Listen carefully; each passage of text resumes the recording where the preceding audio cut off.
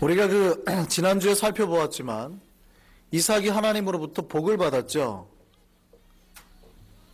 예, 기억을 다시 한번 더듬으셔서 그가 이삭이 흉년할 때 자기 가족과 가축을 지키려고 물을 찾아 떠납니다. 그 물이 어디에 있었어요? 나일강, 애굽에 있었죠. 애굽을 향해 갑니다. 그 다음 날이면 애굽으로 가는데 하나님께서 갑자기 하루 전에 나타나셔가지고 뭐라고 그러시냐면 너 애굽 내려가지 말아라. 그리고 네가 안 내려가면 내가 복 줄게. 그 말 한마디에 포기하고 안 내려갑니다. 웃긴 거죠. 목축을 행하는 이삭은 내려가서 자기들의 양떼를 물만 먹이면 양떼가 잘 살아요. 그리고 이삭도 별로 부족한 게 없는 괜찮은 부자거든요. 물만 먹이면 잘 살아요. 내려가면 되니까. 이제 하루만 더 가면 물이 있는 초장으로 간단 말이죠. 근데 하나님이 전날 나타났고 내려가지 마라. 안 내려가면 내가 너에게 복 주고 네 아브라함에게 약속했던 그 땅을 너에게 줄게. 그러는 거예요. 그럼 그 땅이 나에게 올지 않을지 어떻게 알아요? 지금 당장 나에게 준다는 얘기가 아니잖아요. 근데 그 말 한마디 믿고 그 땅에 거주합니다. 거기가 어디예요? 그랄 땅이었어요. 그랄 땅에서 하나님이 어떻게 복 주셨어요? 그랄 땅에 들어갔는데 막상 복을 못 받았어요. 양떼가 다 죽은 거거든요. 흉년이라 물이 없으니까. 많이 죽은 겁니다. 며칠만 가도 물을 안 먹으면 양떼들이 막 죽겠죠. 소떼들이. 그러니까 자기가 가지고 있던 재산 전부가 거의 사라져가는 겁니다. 그걸 봐요, 안 봐요? 보는 거죠, 이삭이. 하나님 말 한마디 믿었다가 복 주겠다는 말 한마디 믿었다가 안 갔더니 자기의 재산이 점차 양떼니까 쑥 없어지는 거예요. 물 안 먹이니까 다 죽어가는 거예요. 그걸 보는 겁니다. 하나님 말 한마디 믿고. 그리고 이 목축업자가 한 번도 안 해본 뭘 해요? 농사를 지어요. 그것도 언제요? 흉년의 때에. 참 기가 막히죠. 이런 천하의 눈치 없는 사람 같으니라고. 흉년의 때 무슨 농사를 지어요. 근데 흉년의 때 농사를 지어요. 그것도 농사에 노하우가 있어요, 없어요? 한 번도 농사도 지어본 적이 없어요. 이 사람 목축업자니까. 근데 농사를 지었어요. 하나님의 말씀만 믿고 그 땅에서 살면서 자기 재산 다 잃어버리고 농사를 시작했어요. 하나님이 복을 주실까요, 안 주실까요? 잘 생각하고 말씀하세요. 아이고 참. 너무 쉽게 이삭 이야기니까 너무 쉽죠. 이삭은 뭐 복 받고 여러분이라면요. 하나님이 지금 하지 말라고 하는 거예요. 근데 이거 안 했더니 여러분 재산 다 날아가는 거예요. 그리고 하나님 말씀에 순종했는데 진짜 재산이 없어져요. 이럴 때 여러분 마음은 어떨까요? 내가 미쳤습니다. 내가 정말 미쳤다고 순종해가지고 이럴까요? 아니면 그래도 하나님이 나에게 복 주실 걸 믿을까요?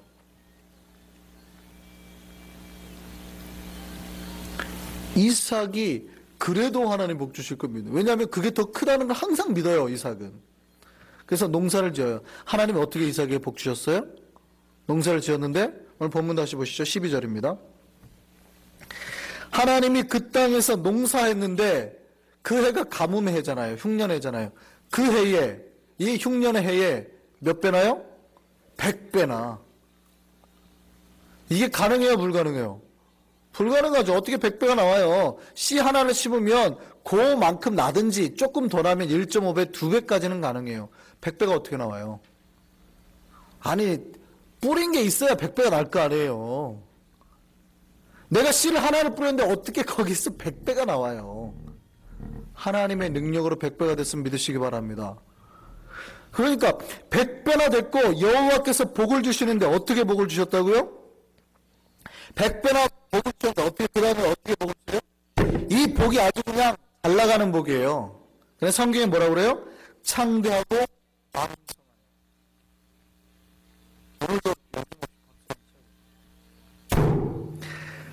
창성하고 왕성하여 얼만큼 어떤 부자가 됐다고요?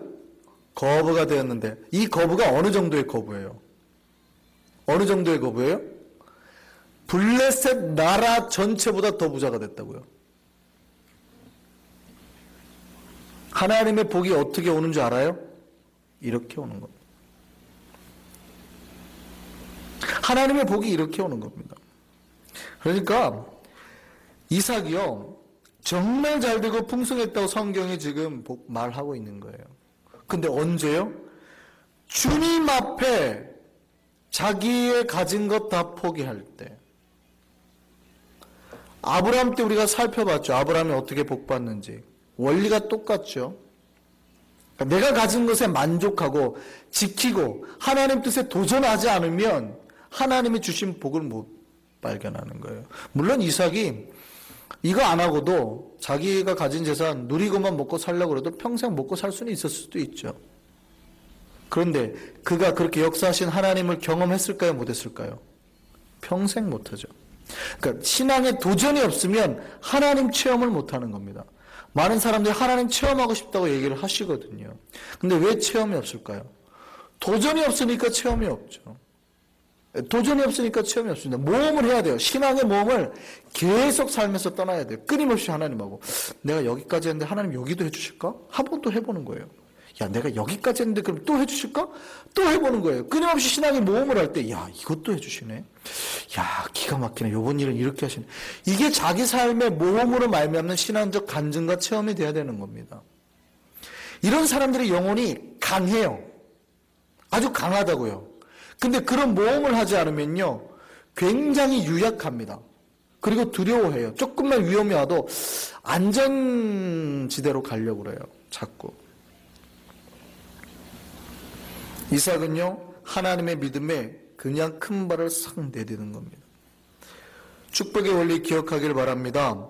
하나님은 자신의 말을 믿고 순종하고 따르는 자에게 반드시 복 주신 하나님임을 믿으시기 바랍니다. 예, 믿어지세요? 예. 우리가 그렇게 못 살아요? 살 수 있어요? 살 수 있어요. 그렇게 살 수 있는 저와 여러분 되기를 바랍니다. 우리 실제 그렇게 사시잖아요. 근데 이제 가끔 가다가 시험 들죠. 도전했는데 가다가 파도 한 번 오면 어떻게 해요? 아이씨, 나는 안 되나 보다 하고 또 포기하죠, 쉽게. 그러지 마시기 바랍니다. 도전하셨으면 이 악물고 끝까지 이 길, 끝나는 그 길까지 이 악물고 가셔서 완성해내길 바랍니다. 그러니까 끝까지 이루시기를 바랍니다. 중간에 포기하면 절대 못 봐요. 도전하셨으면 끝까지 가세요.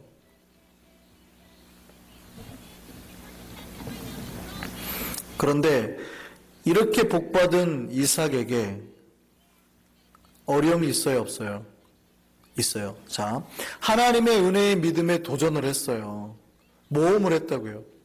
근데 이 모험한 사람에게 고난이 따릅니까? 안 따릅니까? 고난이 와요. 하나님의 길에 순종하고 복받고 잘된 사람에게도 고난이 오고요. 하나님의 길을 위해서 모험을 한번 해보겠다. 이제 신앙의 모험을 해보겠다고 믿음의 고백을 하고 서원을 하고 순종을 탁 하려고 첫 발을 딱 내딛었는데 잘 돼야 되잖아요. 잘 풀려야 되는데 고난이 온다고요. 항상 우리에게 좋은 일이라는 게 아니라는 얘기입니다. 하나님의 복받고 하나님의 은혜와 함께할 때 만사형통하는 게 아니에요. 일사천리로 문제가 척척척척 해결되느냐? 그게 아니에요. 하나님께 복받아서 100배 소출을 얻고 재산이 많아지고 정말 거부가 된 이삭. 문제가 있어요, 없어요? 예, 문제 발생은 이때부터 시작되는 거예요. 놀랍게도 하나님의 복받았다고 하는 때부터 새로운 문제가 발생되는 거예요. 내가 내 앞에 믿음의 도전을 던지는 그 순간부터 새로운 고난이 올 수도 있고 하나님의 테스트의 고난이 올 수도 있고요. 마귀의 유혹이 시작될 수도 있습니다. 이거 기억하시고 미리 준비하시라고요. 그러니까 시험에 빠지지 말란 얘기예요. 당연한 거니까 그냥 고난이 와도 그냥 묵묵히 끌고 가세요. 내가 이렇게 쓸데없이 믿음에 도전하니까 시험 드나 보다 하고 빨리 포기하지 마시고 거꾸로 해요. 거꾸로. 반드시 여러분이 믿음에 도전하면 시험이 옵니다. 그거 절대 무서워하지 마세요. 하나님의 테스트일 수도 있고 마귀의 시험일 수도 있는데 어떤 거라도 여러분 포기하지 마세요. 두 가지 다 하나님의 계획 안에 들어있을 뿐입니다. 두 가지 다 하나님의 계획 안에 들어있어요. 이삭이요, 정말 감당할 수 없는 하나님으로 복을 경험합니다. 그러니까 막 그 흉년의 때 아무도 돈 못 벌 때 혼자 100배 소출을 얻고 먹고 살 것도 없는데 양떼가 그냥 막 잘 되는 거예요. 다 죽는다 그러는데 혼자 잘 되는 거예요. 어느 정도 잘 됐냐면 나라 전체보다 잘 됐어요. 그러니까 블레셋이 큰 나라는 아니니까 뉴욕 정도 하면 뉴욕주에서 제일 잘 나가는 사람이 됐어요. 그러니까 갑자기 어떻게 돼요? 블레셋 사람들이요, 이삭을 시기하기 시작해요. 그리고 광야 생활에 가장 생명의 젖줄인 우물을 막아버립니다. 흙으로 메워버려요. 그럼 양떼들이 못 먹잖아요. 먹을 게 없죠. 그리고 평상시에 관계가 좋았던 블레셋 왕 아비멜렉이 찾아오더니 뭐라 그러냐면, 이삭 너 그만 떠나. 자기와 관계가 좋았어요. 우리가 26절 앞에를 보면 블레셋 왕하고 관계가 좋았거든요. 관계가 좋아가지고 뭐 아내를 주네 마네 뭐 이런 얘기. 제가 그때 말했죠. 정치적인 관계가 있다고요, 서로. 관계가 좋았어요. 근데 이삭이 잘 되는 거 보니까요, 금방 배신을 해버리는 겁니다. 이삭에게 복이 임했는데 다시 뭐가 와요? 어려운 일이 찾아오는 거죠. 겨우 이제 회복한 복에서 다시 문제가 발생했어요. 그러니까 평상시에 사이가 좋았던 사람에게 배신당하는 겁니다. 친구라고 생각했던 그 사람이 이제 자기를 괴롭히는 사람으로 변해요. 이런 경우 혹시 있지 않습니까? 내가 힘들고 어려울 때 옆에서 막 도와줘요. 위로해줘요. 아, 괜찮아. 뭐 그럴 수도 있고 잘 될 거야 라고 말을 했는데 정작 잘 되니까 그 나를 위로해줬던 사람이 어떻게 해요? 싹 등들려고 배신하고 내 욕하고 나요. 그러니까 안 좋았을 때는 같이 똑같이 안 좋으니까 서로 위로하고 지내는데 갑자기 저 사람만 잘 되니까 배가 아픈 거예요. 잘 될 거야 위로했지만 정작 잘 되니까 기분 나빠. 아비멜렉이요? 그랬어요. 이삭이 하나님의 복을 받자 주변 사람들이 시기를 하기 시작합니다. 배신하고 못살게 굴기 시작합니다. 이때부터 이삭이 우물을 파러 나서기 시작합니다. 이삭은 다시 우물을 팠습니다. 그들을 피해서 떠났죠. 그랄 골짜기까지 피합니다. 그리고 그곳에서 옛날에 자기 아버지가 팠던 우물, 아브라함이 팠던 우물을 다시 파요. 메웠죠. 근데 그걸 다시 파요. 거기서 물을 얻었어요. 그런데 그때 이 그랄 지역의 목자, 그러니까 블레셋 목자들이 와가지고 뭐라고 그래요? 야, 그 우물 내 거야. 내놔. 이러는 거예요. 다툽니다. 그러니까 그들과의 싸움을 피해서 다시 지역을 옮겨서 또 우물을 팝니다. 그런데 그들이 또 거기까지 쫓아와서 뭐냐면, 야, 그 우물도 우리 거야. 내놔 그래요. 또 주죠. 또 옮깁니다. 그리고 또 우물을 팠습니다. 여기까지는 안 왔어요. 근데 그 장소가요, 좋았어요. 르호봇이에요. 르호봇의 뜻이 넓은 장소라는 뜻이거든요. 아주 넓은 곳. 그러니까 우물이 넓었다기보다는 아주 지역이 평탄하고 좋은 곳에 물을 팠는데 거기서 우물이 나온 거예요. 물이 나온 거예요. 어때요? 괜찮죠? 이삭이 이제 평안을 찾았습니다. 처음에 판 우물이 에색이에요. 오늘 성경에 보면 그렇게 돼 있죠? 20절 말씀 보면 처음에 우물을 팠는데 이름을 에색이라고 지었대요. 에색의 뜻이 뭐예요? 밑에 각주를 한번 보세요. 뭐라고 돼 있어요? 우리 성경 각주를 보니까 성경을 읽을 때 밑에 각주 잘 참고하시면 도움이 되죠. 각주에 뭐라고 나와 있습니까? 오늘 보면 20절 다툼이라는 뜻이죠. 예. 성경에 보면 그냥 다툼이라는 뜻인데 정확하게 말하면요, 강탈하다 이 뜻이 있어요. 그러니까 뺏겠다는 뜻이에요. 뺏겠다. 두 번째, 또 우물을 팠는데 그 우물에 또 갈등이 생겼어요. 그래서 이름을 뭐라고 지어요? 이삭이? 신나라고 지었어요. 신나의 뜻이 뭐예요? 대적했다는 뜻이죠. 이게 뜻이 뭐냐면 악의적으로 대적을 받다는 뜻이에요. 아주 나쁜 뜻으로 나를 대항했다 이 뜻이에요. 그러니까 그들이 의도해서 공격하고 일부러 뺏었어요. 아주 악의적인 목적을 가지고. 그래서 세 번째로 와가지고 그 이름을 뭐로 지어요? 우물을 팠는데 르호봇이라고 그랬대요. 르호봇이 뜻이 뭐라고요? 예, 장소가 넓은 거예요. 넓은 장소라는 뜻이에요. 넓은 곳 이런 뜻이에요. 그러니까 세 번째 만에 장소를 옮겼는데 이제 짐승 키우기도 좋고 장막 치기도 전 아주 넓은 땅으로 갔는데, 살기 좋은 땅으로 갔는데 거기서 물이 나온 거예요. 그러니까 어때요? 이제 이삭이 평안을 얻죠. 아, 살만한 장소. 그러니까 이렇게 해석할 수 있어요. 야, 내가 그 어려운 상황에 나를 핍박하고 나를 학대하던 사람들을 대적하지 아니하고 그들을 피하고 양보했더니 하나님이 이렇게 좋은 장소를 주시네 할 만한 곳이라고요. 여러분 같으면 어떻게 하겠습니까? 르호봇에서 살겠습니까? 안 살겠습니까? 살아야죠. 그렇죠? 르호봇이 살만한 장소잖아요. 어떻게 얻은 장소예요? 살만한 장소. 여기서 이제 살아야 돼요. 르호봇에서. 그런데 오늘 성경 다시 한번 보세요. 아주 독특한 일이 하나 일어납니다. 독특한 일. 본문 다시 봅니다. 23절.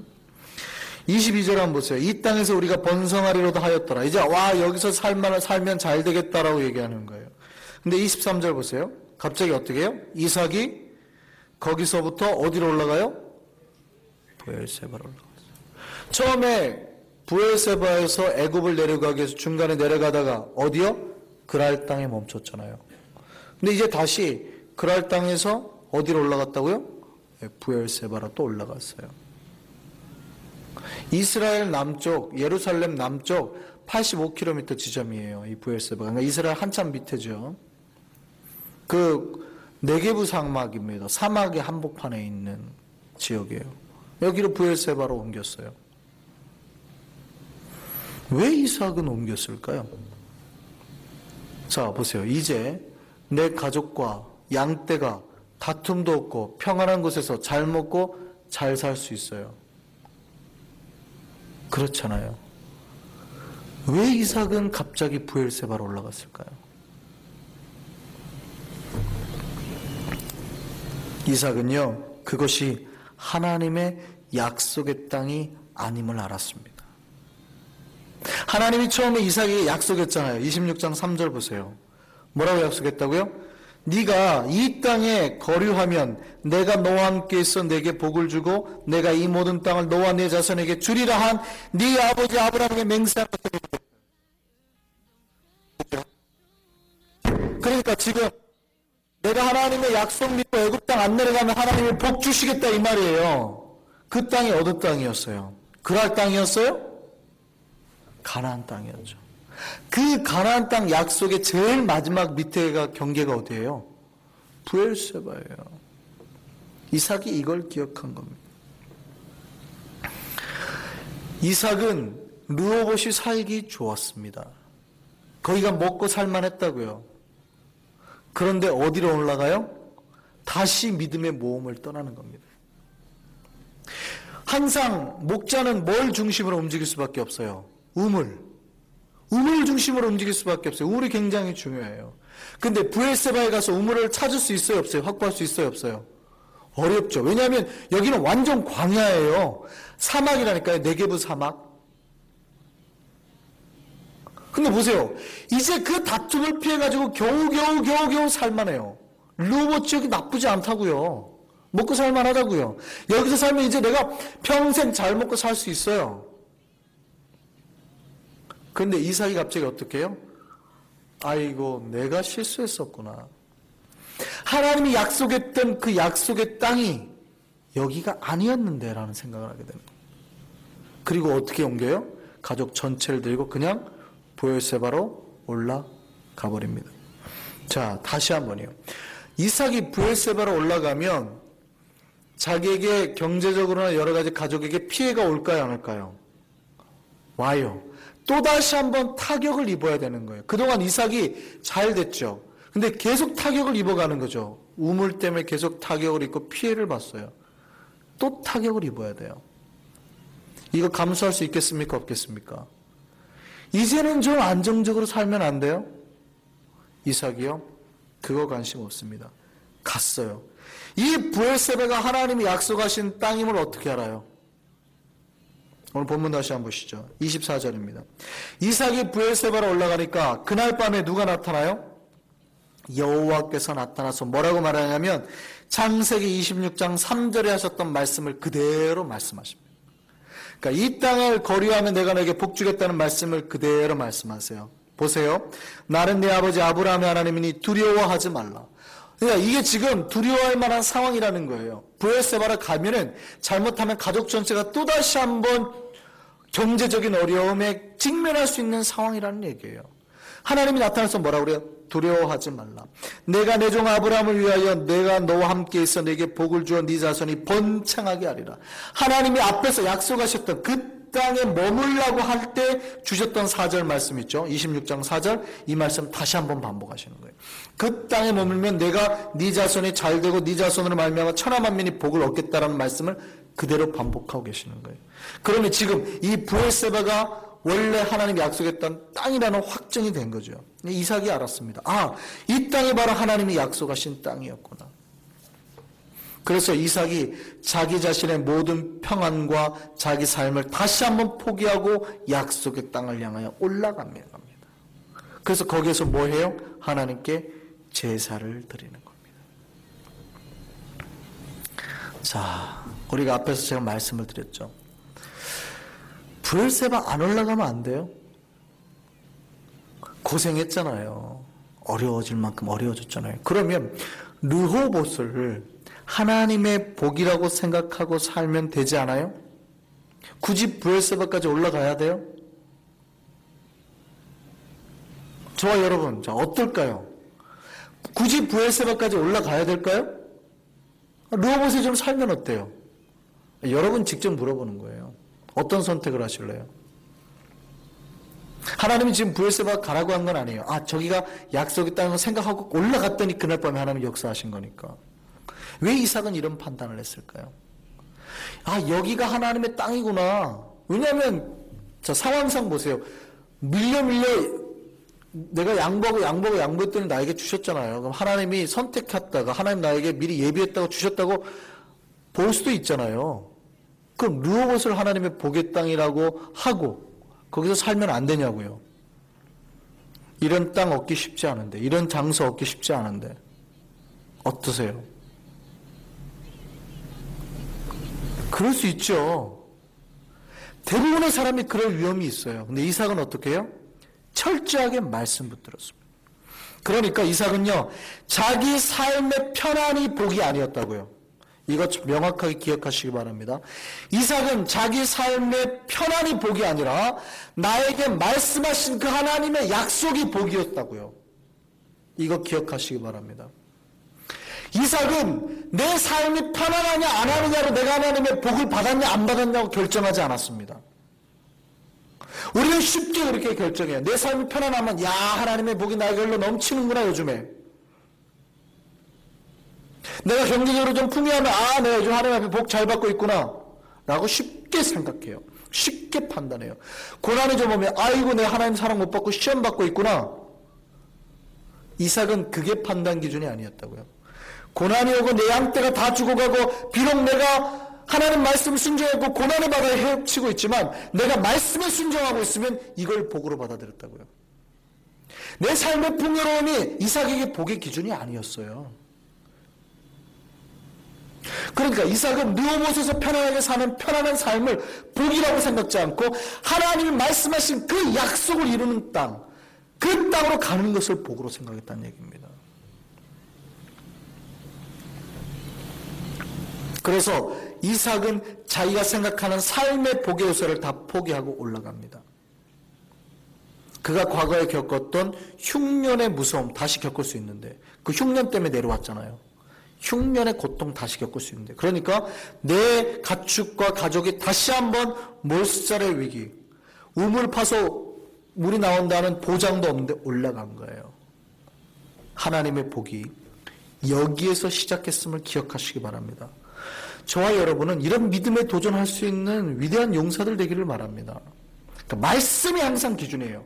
내 경제적으로 피해를 보느냐, 내가 여러 가지 내 삶에 문제가 오느냐, 이게 기준이 아니라 하나님이 그렇게 하라고 하시면 그냥 목숨 걸고 그렇게 하는 거예요. 그럴 때 복이 옴을 기억하시기 바랍니다. 하나님 복이 거기서 시작됐어요. 이삭은 자기의 재산을 지키기 위해서 하나님을 따르는 게 아니에요. 아, 내가 하나님 따르면 나에게 복 주시겠지, 돈 많게 하시겠지, 이걸로 따르는 게 아니었다고요. 그거 다 잃어버릴 수도 있어요. 그냥 하나님의 말씀 따르기 위해서는 자기 재산 다 포기할 각오가 되어 있었던 겁니다. 그리고 올라갔어요. 그 약속 하나 믿고 올라갔어요. 그리고 오늘 본문에서 어떻게 했나 보시죠. 25절입니다. 거기 가서 뭐 해요? 하나님께 제단 쌓고 하나님 이름 부르며, 그러니까 예배 드렸다는 얘기죠. 예배 드리고 뭐 해요? 장막 쳤어요. 거기서 살았다는 얘기죠. 그 다음에 뭐 해요? 거기서도 뭘 파요? 우물을 팠더라. 자, 제가 앞에서도 오늘 계속 우물 이야기를 많이 했습니다. 그런데요, 여기서 여러분이 우물에 대해서 정확하게 알고 있어야 이 우물이 어떤 의미를 지니는지 깨달을 수 있습니다. 이스라엘에서는요, 우물이 아주 중요한 의미가 있습니다. 사실은 성경에 웅덩이가 있고 우물이 나와요. 요셉이 이제 웅덩이에 빠지잖아요. 근데 웅덩이가 있고 우물이 있는데 좀 다릅니다. 성경에 웅덩이가 나오고 우물이 나오는데 두 가지가 좀 다릅니다. 이스라엘은 우기와 건기가 반복되죠. 우기 때는 비가 와요. 근데 건기가 한 6개월 되는데 6개월 동안 비가 안 와요. 아주 바싹 마르죠. 그러면 이제 가축을 어떻게 키울 거며 생활을 어떻게 할까요? 이게 이제 관건이에요. 그러니까 웅덩이를 파기 시작하는 겁니다. 우리가 생각하는 저수지 같은 건 아니에요. 모양은 꼭 진짜 우물처럼 생겼어요. 근데 그걸 파는데 그냥 파면 땅이 다 흡수를 해버리잖아요. 말라버리고. 그러니까 그렇지 못하게 하기 위해서 이제 다 우물도 마찬가지고 위를 막죠. 그리고 필요할 때만 떴었는데 이스라엘 지역이 전체가 석회암 지역입니다.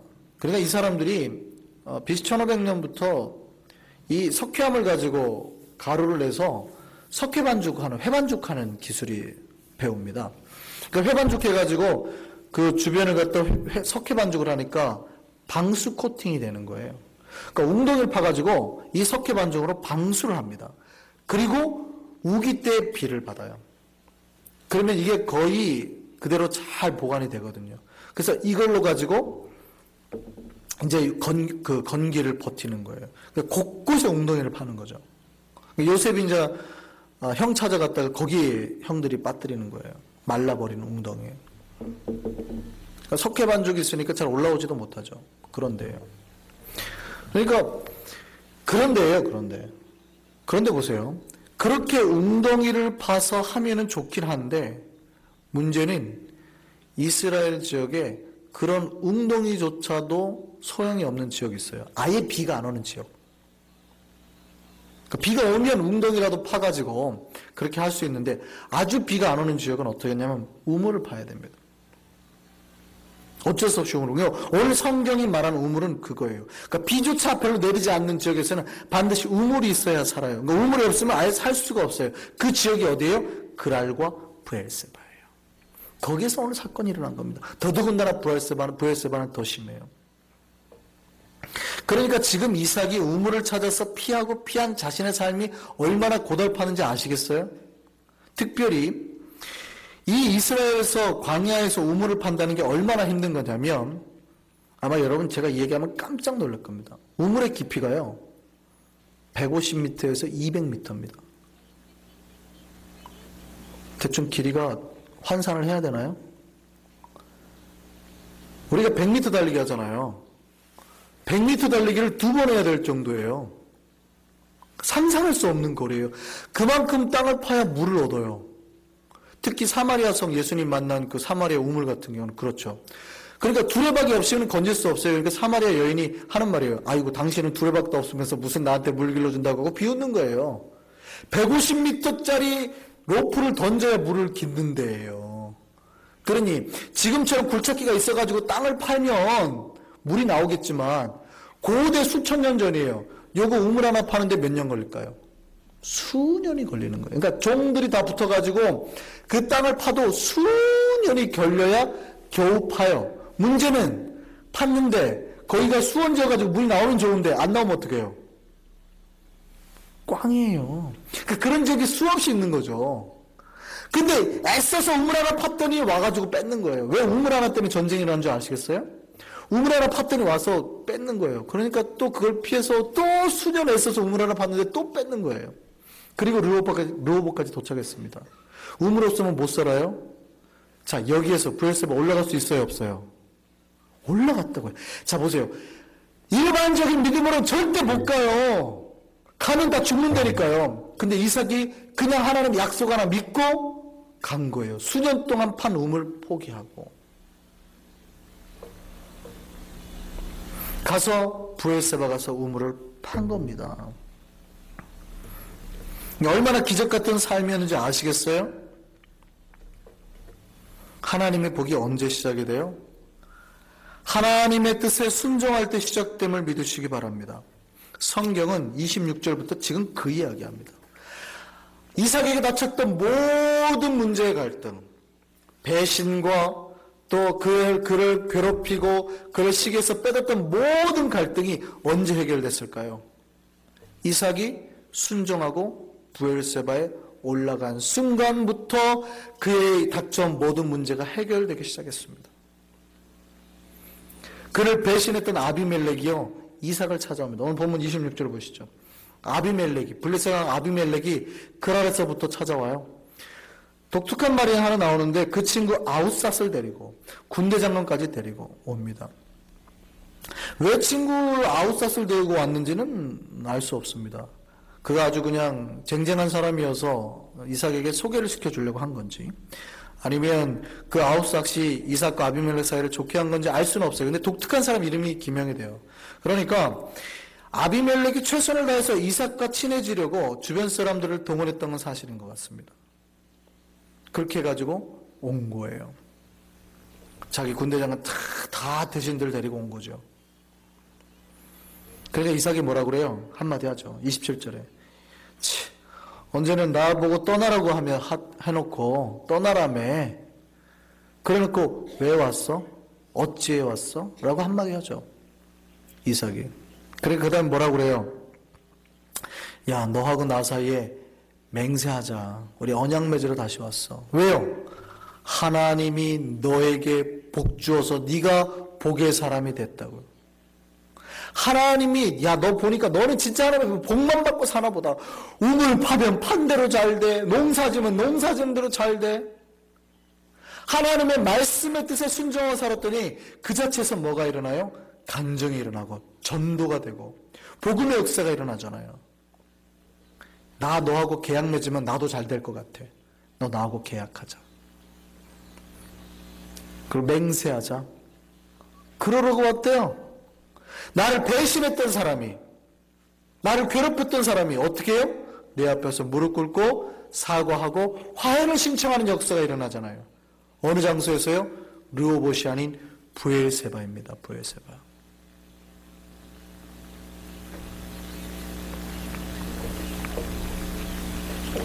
이 브엘세바가 바로 하나님의 복의 장소였음을 기억하기를 바랍니다. 예, 이 나를 억압했던 여러 가지 나를 괴롭혔던 문제가 해결된 장소예요. 그 장소가 내가 생존을 위해서 우물을 파고 피했던 르호봇이 아니라고요. 내 목숨만 위해서 내 재산을 불리기 위해서 찾았던 르호봇이 아니라 내가 다 포기하고 하나님 위해서 재단을 쌓았던 그곳이, 하나님 위해서 예배를 드렸던 그것이 바로 문제 해결의 장소였답니다. 된 거라는 거고요. 우리의 문제가 해결되는 장소가 어디입니까? 내 삶의 안락을 피하기 위해서, 내 삶의 안락을 누리기 위해서 찾은 르호봇입니까? 아니라고요. 하나님의 말씀이 있는 브엘세바입니다. 하나님의 언약이 있는 브엘세바입니다. 그것에서 모든 문제가 해결됐음을 믿으시기 바랍니다. 크리스찬의 복은 여기에서 찾는 거예요. 내가 경제적으로 저기 가면 분명히 잘 될 거야. 알죠? 아는데 안 가는 거예요. 그게 하나님 뜻이 아니라면. 그런데 거기서 내가 복 받을 줄 아는 걸 믿는 사람들이 크리스찬입니다. 이삭이 그랬어요. 내가 하나님 앞에 뜻을 찾아서 브엘세바 갔더니 모든 문제가 해결되기 시작하는 거예요. 그곳에서부터 와서 술술술술 풀려가기 시작하는 거예요. 성경은 그 다음 이삭의 복에 대해서 이렇게 언급합니다. 32절 볼까요? 이삭이 아비멜렉과 계약 맺은 그날, 그 맹세한 그날에 이삭의 종들이 와서 이삭에게 이렇게 말합니다. 이 32절에 보세요. 뭐라고요? 그날에 이삭의 종들이 자기들이 판 우물에 대하여, 자 25절 다시 한번 보세요. 그들이 장막을 치고, 거기서 뭐 했다고요? 25절 보니까 우물을 팠다라 돼 있잖아요. 25절에. 그러니까 다시 32절에 뭐라고 그래요? 우물에 대하여 이삭이 가서 알려 이르되 우리가 물을 얻었나이다. 할렐루야. 이삭이 물을 파면 판 대로 다 나온다고요. 150m, 200m 얼마나 파기 힘들어요. 석회암이니까 그 파기 되게 힘들죠. 근데 그 우물을 판 곳마다 물이 터졌음을 기억하시기 바랍니다. 신실하신 하나님이요, 광야의 그 브엘세바에서도, 그 사막의 땅에서도 물이 터지게 한 겁니다. 그래서 이름이 브엘세바예요. 브엘이 우물이란 뜻이거든요. 세바는 쇠부와 맹세하다란 뜻입니다. 맹세 우물이란 뜻이에요. 이삭이 그렇게 이름 지었어요. 그래서 이름이 브엘세바예요. 하나님 뜻에 순종해서요, 하나님 뜻에 나아갔더니 내가 하는 곳곳마다 하나님이 거기에서 복의 생수가 터지게 할 줄 믿습니다. 우리 삶에서 하나님 앞에 순종했어요. 하나님 뜻을 찾아갔어요. 말씀을 찾아갔어요. 그 순종의 장소에서 우리의 목마름을 해결하고 우리의 가족과 재산 모두를 살릴 생명의 물이 터지는 겁니다. 그 물이 터지기를 간절히 바랍니다. 그 은혜의 생수가 터지기를 기도합니다. 르호봇이 아니에요. 브엘세바임을 기억하시기 바랍니다. 하나님의 약속의 땅이 우리에게 생수에 터지게 할 땅임을 기억하시기 바랍니다. 우리가 제단을 쌓은 그 땅이, 하나님을 부를 그 땅이, 하나님의 약속 믿고 옮길 그 땅이 우리의 생수가 터질 땅임을 기억하기 바랍니다. 그것에서 우리의 모든 문제가 해결될 땅임을 기억하기 바랍니다. 그것에 서기를 바랍니다. 이삭이 언제 하나님 복을 받았어요? 자기가 살 길 찾겠다고 나섰을 때가 아니에요. 비록 죽음의 길을 갔지만 하나님의 뜻을 찾아서 순종하여 멈췄을 때입니다. 그때 하나님이 이삭에게 복을 허락하시는 거예요. 중요한 거는 장소가 아닙니다. 브엘세바가 아니라는 뜻이 아니라 내가 무엇을 하느냐, 내가 어떤 장소를 해야, 내가 무엇을 해야 복을 받느냐가 아니라 하나님이 말씀하신 그곳에 서느냐 아느냐예요. 이건 세상의 뜻이 특별한 장소에 있다는 뜻이 아닙니다. 하나님의 약속 있는 장소를 말하는 거예요. 하나님 말씀하신 그곳에. 하나님 예배드리라 그러면 그 예배드리는 그 순간에, 하나님이 기도하라고 했으면 기도하는 그 순간에 서는 사람이 복을 받아요. 아유, 하나님 내가 요즘에 좀 힘들어요. 먹고 살기 힘드니까 기도보다 예배보다는 먹고 사는 것이 좀 더. 거기가 어디예요? 르호봇이죠. 거기는 르호봇이죠. 거기는 애굽 땅입니다. 하나님 멈추라는 그랄 땅도 아니고 하나님 약속했던 브엘세바도 아닙니다. 언제 복을 받아요? 항상 하나님 말씀 우편에 먼저 섰을 때예요. 자신의 삶의 모든 풍성함과 안락함에 만족하지 않고 하나님의 뜻을 찾아 나서는 그 이삭에게 복을 주시는 하나님을 기억하시기 바랍니다. 하나님은 약속의 땅에 순종하고 나아가는 사람에게 모든 문제 해결을 약속하시는 겁니다. 최고의 복으로 갚아주실 줄 믿습니다. 우리 삶에 여러 가지 문제가 있죠. 여러 가지 어려움들이 오죠. 그 문제 해결을 여러분의 약속의 브엘세바에서 해결함 받기를 원합니다. 각자의 브엘세바가 다를 수도 있어요. 어떤 사람은 이 한성교회 예배당이 약속의 브엘세바가 될 수도 있습니다. 어떤 사람은 우리 집 안방이 기도의 자리가 브엘세바가 될 수도 있습니다. 어떤 사람은 내 일터가 기도의 땅 브엘세바가 될 수도 있습니다. 그 자리를, 그 시간을 놓치지 말고 붙으시기 바랍니다. 하나님 붙으시기 바랍니다. 그래서 그곳에서 하나님께서 약속하신 은혜의 생수가 터져나오는 역사를 경험할 수 있는 저와 여러분 되기를 간절히 바랍니다. 기도하겠습니다.